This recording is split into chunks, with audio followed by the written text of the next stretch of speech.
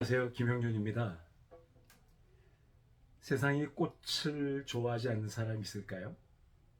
만약 그런 사람이 있다면 그 영혼은 버림을 받았거나 아니면 어둠의 영에 사로잡힌 사람이 분명할 것입니다. 세상에 아름다운 것들이 참으로 많이 있지만 그 중에 단연코 꽃들이야말로 창조주 하나님의 걸작품임에 틀림이 없습니다. 요즘 교회 나가보면, 그리고 우리가 사는 주변에도 다양한 종류의 꽃들이 얼마나 아름답게 피어 있는지요.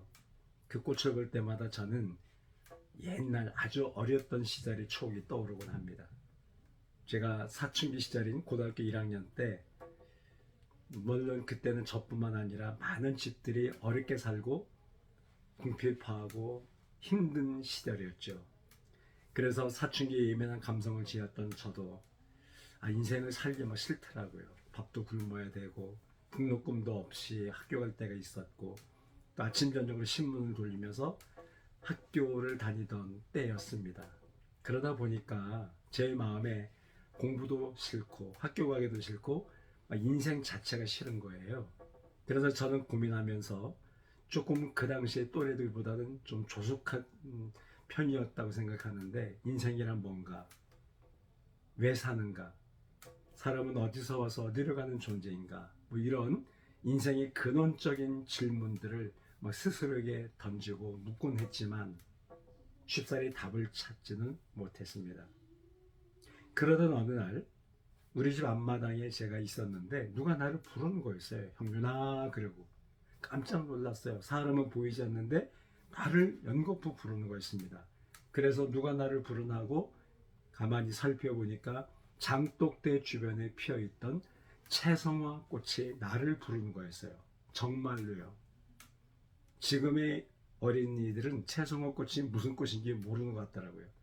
물론 성인들은 다 알겠지만 그 채성화 꽃, 조그만 자기 이를 데 없는 그 채성화 꽃이 저를 부르면서 너는 왜 그렇게 젊은 게 우울하고 그늘져 있고 그리고 힘이 없느냐고, 왜 그렇게 고민이 많으냐고, 이런 질문을 연달아서 저에게 던졌습니다. 그래서 저는 나름대로 대답했습니다. 내가 이렇고 잘해서 인생 살기 싫고 공부도 하기 싫다라고, 왜 세상을 살아야 되는지 모르겠다라고, 인생은 어디서 어디로 가는 존재인지 난 참 궁금하고 알고 싶다고. 그러자 그 채송화가 저에게 창조주 하나님을 소개하는 것이었습니다. 자기를 만드신 조물주가 있다는 거예요. 세상에 저절로 된 건 하나도 없다라는 거예요. 그러므로 네가 그 자기를 만든 조물주 하나님, 창조주 하나님을 만나보라는 거예요. 그러면 너도 분명히 달라지고 변화될 수 있다라는 내용이었습니다. 그래서 제가 기억하기로는 한 1시간 정도 채송화하고 이런저런 얘기를 나눈 것 같은데, 그 채송화를 통해서 창조주 하나님을 소개받았습니다. 그래서 제가 그 채송화에게 약속했습니다. 네가 소개한 대로 그 하나님이라는 분을 내가 한번 믿어보겠다. 그래서 그 다음날 학교에 가자마자 한 교실에 같은 반 친구 중에 교회를 다니는 아이가 있었는데 그 아이를 내가 스스로 찾아갔습니다. 그래서 그에게 네가 교회 다니는 것 같은데, 하나님을 믿는 것 같은데 나도 하나님 믿고 싶다. 그러니까 네가 다니는 교회 나를 데려가라 라고 스스로 자청을 했어요. 그 친구는 깜짝 놀랐죠.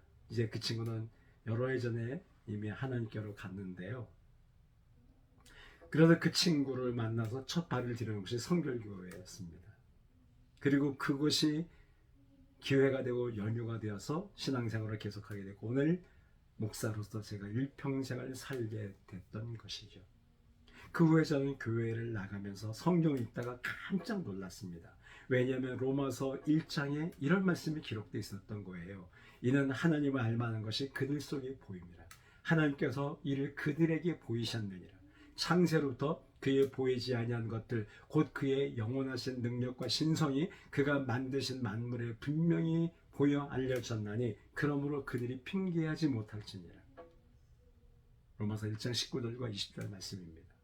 하나님 알만한 것이 하나님의 만드신 만물 가운데 분명히 보인다는 거예요.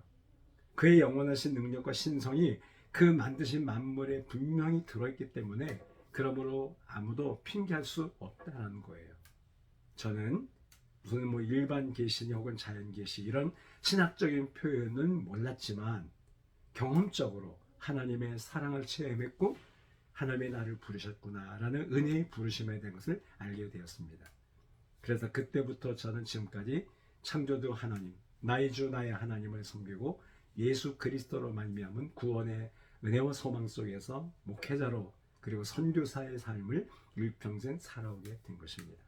그래서 지금 밖에 나가서 꽃을 볼 때마다 저는 자주 그때의 그 추억과 경험이 떠오르고요.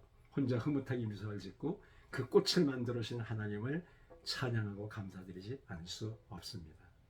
살아계신 하나님은 세상 모든 만물을 지으시고 만드셨습니다. 꽃도 그 중에 한 걸작품입니다.